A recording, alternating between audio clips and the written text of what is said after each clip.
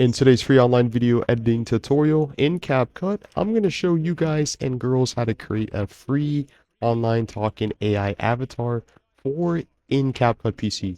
Once you have your project in, there's a couple different ways you can create a voice AI avatar. I'm going to go over here and then I'm going to click the microphone icon which says record. And then now once you have your audio piece or your video clip, you want to click on the video. Let's say right here, you want to unlink it and then the audio would be right here.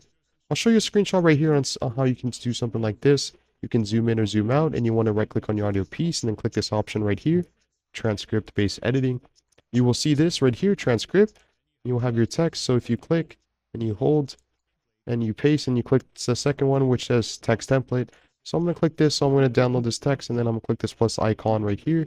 And then now you can delete the audio, because now when you click your text layer, you want to go over to the top right hand screen and then click the third option, which says AI characters.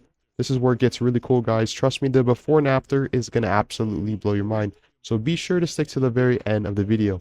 So I'm going to click this right here, which says download, and I'm going to click add on the bottom right hand screen. Okay, now since it says character has been applied. This is a test for the free online Capcut PC voice AI character.